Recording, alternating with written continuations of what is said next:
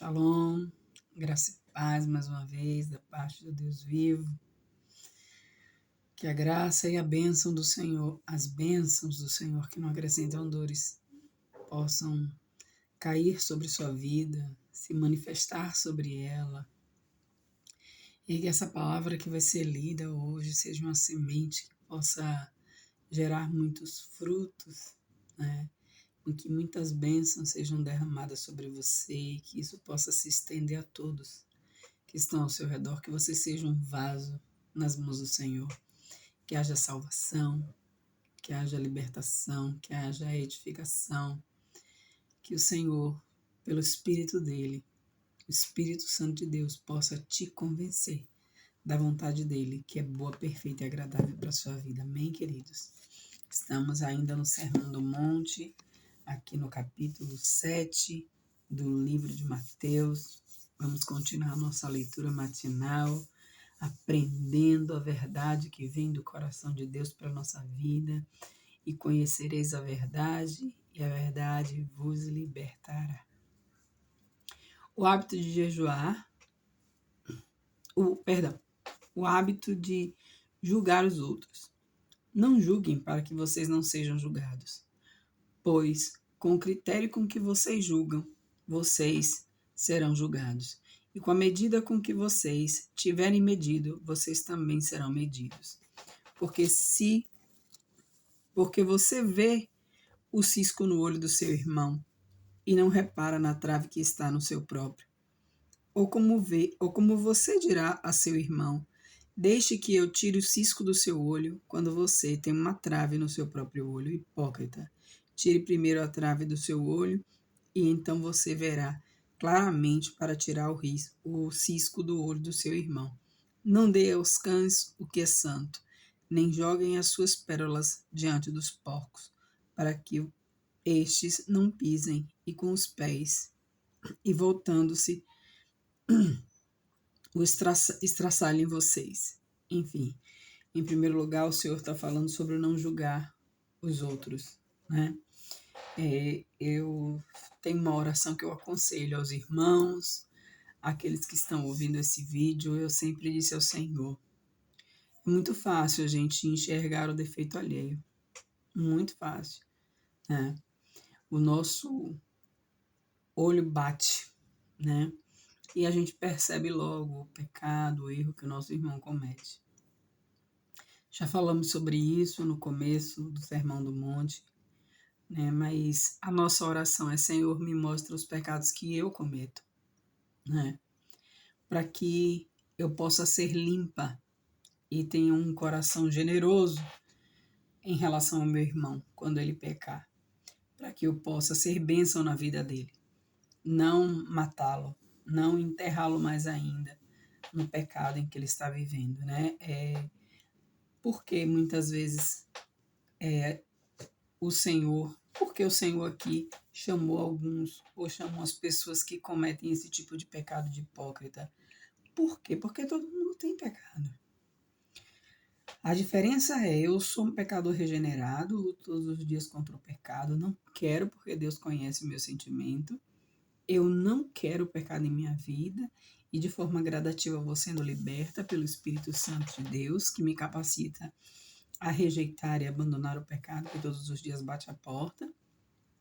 E aquele que acha que o pecado faz parte da vida, que é assim mesmo e que não vai deixar e que não vai abandonar e sente prazer no pecado, vive no lamaçal do pecado. Essa é diferente do crente para o gentio, essa é diferente a diferença daquele que aceitou a Jesus como Senhor e Salvador de sua vida e resolveu rejeitar o pecado em sua vida, daquele que ainda está preso, né? Ou aquele que está em luta todos os dias contra o pecado. Dentro da igreja não tem ninguém perfeito.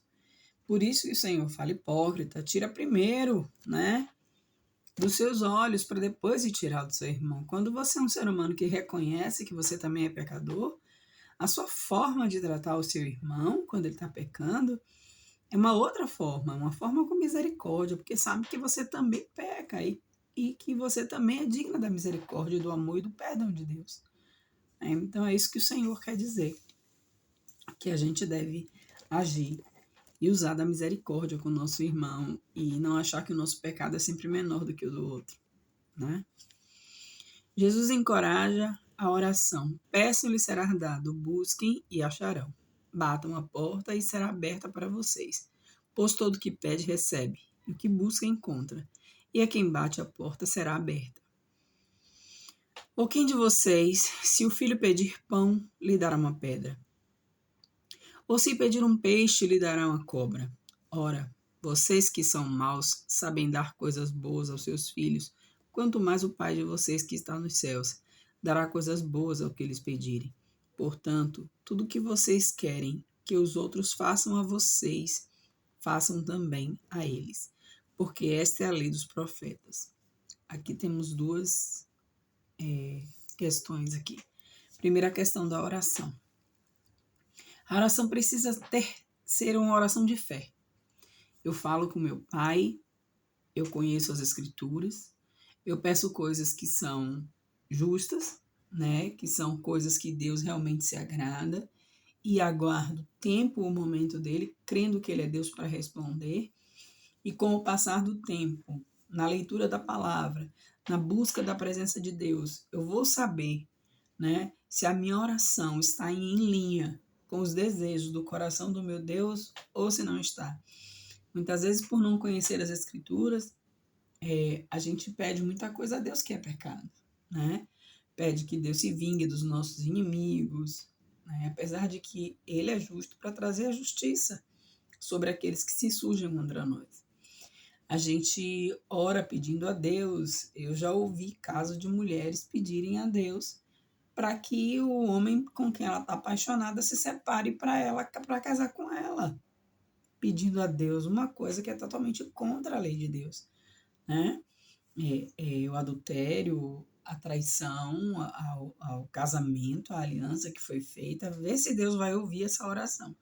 Então, para que a oração seja ouvida por Deus e seja respondida por Deus, ela precisa estar em linha com as Escrituras. Então, precisamos pedir a Deus a sabedoria, o conhecimento da sua verdade, aquilo que está no coração dele para a nossa vida. Às vezes também o que nós pedimos não está em linha com o que Deus tem para as nossas vidas. A Bíblia diz que Deus distribuiu dons e talentos a cada um. Então a gente precisa buscar de Deus quais são os nossos caminhos na área profissional, na área ministerial, ter muito cuidado na escolha do casamento, se tem jovens, adolescentes me ouvindo, né? Isso é muito sério. Nem todos que estão na igreja, nem todos que dizem Senhor, Senhor, entrarão no reino dos céus. Então não é porque está dentro da igreja sorrindo para você, cantando, pregando, gritando, que ele ou ela pode ser uma mulher de Deus. Cuidado, a Bíblia diz que há joio e trigo lá dentro, então ore pedindo direção a Deus. E a oração precisa ser diária, a oração precisa ser uma questão constante. Quanto mais oração, mais você se aproxima de Deus, mais relacionamento íntimo você tem com Ele, mais você consegue identificar a voz dEle, conhecer o caminho e os sonhos, os projetos de Deus para a sua vida. Então não desista da oração. Temos várias, na verdade, várias histórias na Bíblia de homens que oraram a vida inteira por questões que levaram 100, 20, 30, 10, 40 anos, outros que aconteceram no dia seguinte, outros que aconteceram no mesmo instante. Deus é Deus para agir como Ele quer, na hora que Ele quer. O importante é que a gente entenda que a gente precisa dEle, né? E essa é uma forma de dizer, Senhor, eu preciso do Senhor, preciso da sua direção em minha vida, e orar todos os dias, buscando a Ele, adorando a Ele em primeiro lugar, sendo grato a Ele pelo dom da vida, pela salvação eterna e por tudo aquilo, por todas as nossas demandas, por tudo aquilo que a gente necessita. Ele conhece, mas Ele quer ouvir de mim, de você, né? E para que a gente venha criar um vínculo afetivo de relacionamento com Deus, né? Saber que Ele é o nosso Pai, o nosso amigo e quer falar conosco, né? Glória a Deus, que essa palavra possa realmente mudar a sua vida, Uma vida de oração é uma vida maravilhosa. Ouvir a voz de Deus, saber que Ele está com você, ver os livramentos que Ele te dá, as bênçãos que Ele derrama sobre sua vida, você perceber que as coisas ruins em sua mente, em seu coração, elas vão sendo eliminadas por conta da presença do Espírito Santo. Quanto mais a gente ora, mais a gente lê a palavra, mais a gente se enche da presença desse Deus, né? A porta estreita. Entre pela porta estreita, porque larga é a porta e espaçoso é o caminho que conduz para a perdição, e são muitos que entram por ela. Estreita é a porta e apertado é o caminho que conduz para a vida eterna, e são poucos os que entram por ela. Na verdade, o evangelho é um evangelho de renúncia das coisas do mundo e das coisas da carne. Esse é o caminho estreito. Não é fácil dizer não aos desejos da carne, aos desejos da alma, que não está em linha com Deus, que é pecado, né? Que é uma contravenção contra a palavra de Deus, que não está em linha com o que Deus sonhou e projetou para as nossas vidas, né? E o caminho largo é aquele: eu posso tudo, eu faço tudo, a vida é minha, eu ando como eu quero, eu faço o que eu quero, e o caminho dele é a perdição eterna. Esse é o caminho largo. Eu posso fazer qualquer coisa com a minha vida, eu posso fazer qualquer coisa com o meu próximo, eu posso não buscar a Deus, eu posso viver de forma livre, que isso não é liberdade, é uma escravidão, escravo do pecado e pensa que está livre porque acha que pode e deve fazer qualquer coisa pode ser justificada por Deus e eu vou ser perdoada porque os meus motivos são mais excelentes, porque os meus motivos, né, são importantes, então eu posso fazer tudo. Esse é o caminho largo. Estamos aqui para sermos cada dia mais parecidos com Cristo, a imagem e semelhança dele, rejeitando os desejos malignos, né, e da carne que são usados, na verdade, por Satanás. Já foi falado aqui por essa pastora sobre os desejos da carne. E se alguém quiser se aprofundar um pouquinho mais, Gálatas 5, fruto da carne e do espírito. Você vai saber aquilo que você pode, e aquilo que você deve e aquilo que você não deve fazer. Tá lá, Gálatas 5, você pode olhar os frutos do espírito e o fruto da carne. E o Espírito Santo pode te ajudar a abandonar aquilo que você tenta muitas vezes não consegue deixar de fazer. Os falsos profetas. Cuidado com os falsos profetas que se apresentam a vocês disfarçados de ovelhas, mas por dentro são lobos vorazes. Pelos seus frutos vocês conhecerão. Por acaso se colhem uvas de espinheiros ou figo de ervas daninhas? Assim toda árvore boa produz frutos bons, porém a árvore má produz frutos maus. A árvore boa não pode produzir frutos maus, e a árvore má não pode produzir frutos bons. Toda árvore que não produz bons frutos é cortada e jogada no fogo. Assim, pois, pelos seus frutos vocês os conhecerão. Então, muitos naquele dia dirão: Senhor, mas em teu nome eu salvei, eu preguei, eu fiz, eu aconteci. Por isso que eu digo: o Senhor trabalha com a conduta do coração, com a conduta do homem. Aquilo que está dentro do coração do homem, em sua personalidade, em sua forma de viver, em seu modo de vida, né? Então, é aí que a gente conhece se ele é um homem ou uma mulher de Deus.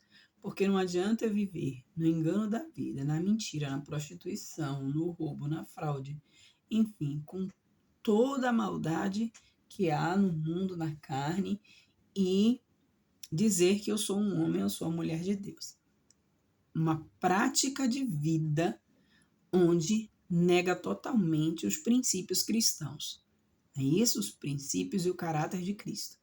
É pecar, todo pastor erra, todo pastor peca, ninguém é perfeito.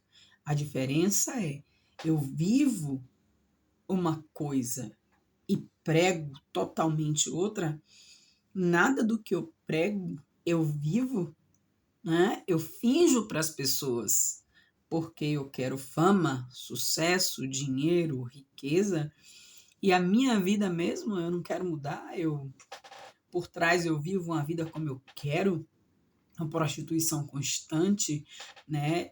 Uma maldade constante, um roubo constante, enfim, todos os pecados que vocês conhecem, né? Esse tipo de vida, esse tipo de sacerdote, ele não é um sacerdote que vem do Senhor, ele não se arrependeu, ele é um enviado com certeza das trevas, ele está aí para fazer a vontade do diabo, para enganar muitos.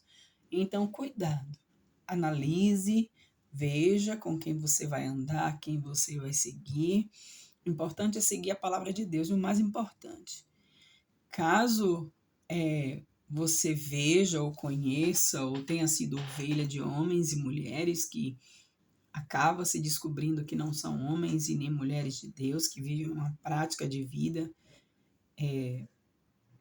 mundana, não abandone Jesus Cristo por causa do pecado dele, tá?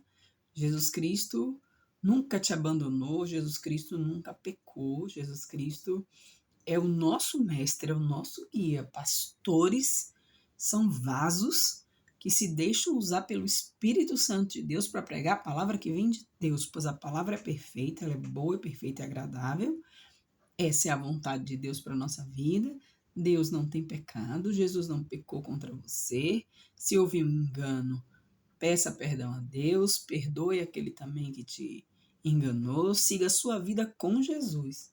Busquem frequentar, homens e mulheres de Deus estão aí com igrejas abertas, pregando a palavra do Senhor, fazendo a vontade de Deus, né? Errando, e por isso eles não devem ser condenados, porque são humanos, mas não vivem na prática do pecado. Amém, queridos? Que o Espírito Santo possa te convencer do homem ou da mulher que é de Deus e que anda fazendo realmente, de fato, a vontade de Deus. Quem entra no reino dos céus, nem todo que me diz Senhor, Senhor, entrará no reino dos céus, mas aquele que faz a vontade do meu Pai que está nos céus. Muitos naquele dia dirão, ou vão dizer, Senhor, Senhor. O versículo que a pastora acabou de falar, né? Não profetizamos em teu nome, e em seu nome não expulsamos demônios, e em seu nome não fizemos muitos milagres? Então lhe direi claramente, eu nunca vos conheci. Afastem-se de mim, vocês que praticam o mal. Profetizam na igreja, curam, libertam, alcançam vidas, mas vivem praticando o mal longe da igreja. Como se Deus ou Jesus ficasse, a visão de Deus e a visão do Senhor ficasse limitada ao que ele está fazendo ali, o que ela está fazendo ali. Como se Deus não conhecesse o coração dele ou dela e as práticas de vida que se vive fora. Como eu já disse em outros vídeos, a minha aliança em primeiro lugar, a sua aliança em primeiro lugar precisa ser com Deus, né? E aí você honra pai e mãe, você honra marido, você cuida dos seus filhos, você é uma pessoa íntegra, correta, justa e honesta em seu trabalho, você não rouba, não lesa, não passa a perna, não dá um jeitinho, né? Não anda na prática da mentira, enfim. Não anda desejando o homem ou a mulher alheio dos outros. Vocês que são casados, não andam em prostituição, em adultério. Vocês que são jovens e adolescentes, não andam em fornicação, em prostituição. Enfim, busca-se viver uma vida santa, esperando em Deus a sua volta, né? E aquilo que você coloca diante do Senhor, para que a sua vida seja exemplo. Amém, queridos? Esse e essa é realmente aquele que faz a vontade de Deus. Os 2 fundamentos.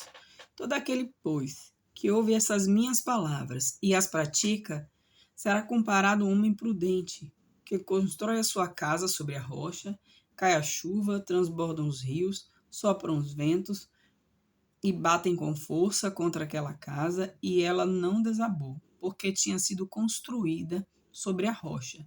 E todo aquele que ouve estas minhas palavras e não as pratica será comparado a um homem insensato que construiu a sua casa sobre a areia. Caiu a chuva, transbordaram os rios, sopraram os ventos, bateram com força contra aquela casa e ela desabou, sendo grande a sua ruína. Enfim, Jesus é a nossa rocha. E se firmarmos a nossa vida em seus princípios, né? Se andarmos com o Senhor, construirmos tudo com as verdades que vêm da boca do Senhor, vem do Senhor, seremos uma rocha inabalável. Né? O Senhor sempre nos dá a vitória, nos dará a vitória. Ele disse que nele nós somos mais que vencedores. E Jesus é a nossa rocha, né?